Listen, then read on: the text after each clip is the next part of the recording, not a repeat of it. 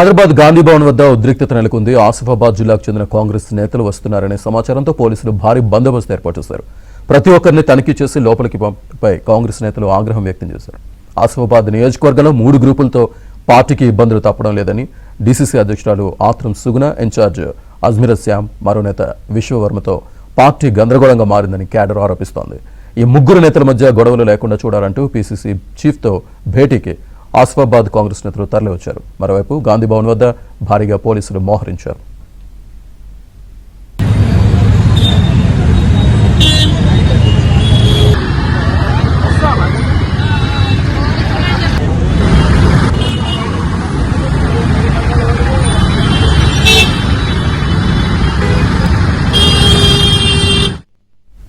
గాంధీ భవన్ దగ్గర తాజా పరిస్థితిని మా కరెస్పాండెంట్ సిద్ధార్థ్ అందిస్తారు. సిద్ధార్థ్,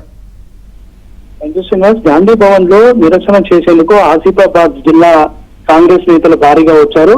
కొంతమంది మండల పార్టీ మాజీ అధ్యక్షులు, జిల్లాకు సంబంధించినటువంటి కీలక నేతలు ఇక్కడ హాజరయ్యారు. నియోజకవర్గంలో 3 గ్రూపులు కాంగ్రెస్ పార్టీ నేతలు 3 గ్రూపులు ఉండడం వల్ల ఏ గ్రూపు వాళ్ళతో కలిసి పనిచేయాలన్నా ఇబ్బందికి తప్పట్లేదు అని అక్కడ ఉన్నటువంటి కాంగ్రెస్ నేతలు ఆవేదన వ్యక్తం చేస్తున్నారు. ఆసిఫాబాద్ డీసీసీ అధ్యక్షురాలు ఆత్రం సుగుణ ఉన్నారు.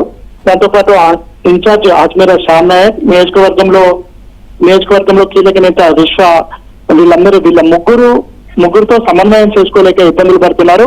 ఏ నేత దగ్గరికి వెళ్ళినా మిగతా ఇతర నేతలతో ఇబ్బందులు తప్పట్లేవు అని ఆసిఫాబాద్ జిల్లా నేతలు చెప్తా ఉన్నారు. వాళ్ళు నేరుగా గాంధీ భవన్ కి వచ్చారు. గాంధీ భవన్ లో పీసీసీ చీఫ్ మహేష్ కుమార్ గౌడ్ ని కలిసి తమ ఆవేదన వ్యక్తం చేస్తామని చెప్తా ఉన్నారు. కానీ ఈ రోజు పీసీసీ చీఫ్ మహేష్ కుమార్ గౌడ్ నిజామాబాద్ లో ఉన్నటువంటి నేపథ్యంలో వేరే ఎవరికైనా వినతి పత్రం ఇచ్చి వెళ్లవలసిందిగా గాంధీ భవన్ స్టాఫ్ గానీ గాంధీ భవన్ లో ఉన్నటువంటి నాయకులు వాళ్ళని రిక్వెస్ట్ చేస్తున్నారు. కానీ వాళ్ళు అక్కడ నియోజకవర్గంలో ఈ 3 నేతల వల్ల తీవ్రంగా ఇబ్బందులు ఉన్నాయి. ముఖ్యంగా వాళ్ళలో ఉన్నటువంటి వర్గపోరుతోని క్యాడర్ మీద ఎఫెక్ట్ పడుతుంది. ఆ 3 నేతలు మిగతా పార్టీలకు సంబంధించినటువంటి నేతలకు పదవులు గాని ప్రియారిటీ గాని ఇవ్వడం వల్ల ఒరిజినల్ కాంగ్రెస్ నేతలు తీవ్రంగా ఇబ్బందులు పడుతున్నారు. ఈ సమస్యకు పరిష్కారం అయ్యేంత వరకు తాము గాంధీ భవన్ వదిలిపెట్టి వెళ్ళమని చెప్తా ఉన్నారు.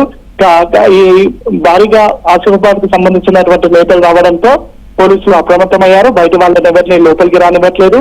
ఐడి కార్డులు ఉంటే తప్ప లోపలికి రానివ్వలేనటువంటి పరిస్థితి ఉంది. ఈ సమస్యపై కాంగ్రెస్ నేతలు, అంటే కాంగ్రెస్ అగ్రనేతలు, అక్కడ ఉన్నటువంటి జిల్లా ఇన్ఛార్జి మంత్రి గాని, అక్కడ ఉన్నటువంటి మంత్రులు గాని, అక్కడ ఉన్నటువంటి కీలక నేతలు గాని ఈ సమస్యకు వెంటనే పరిష్కారం చూపాలని ఆసిఫాబాద్ జిల్లా నేతలు కోరుతున్నారు. Right, thank you Siddharth.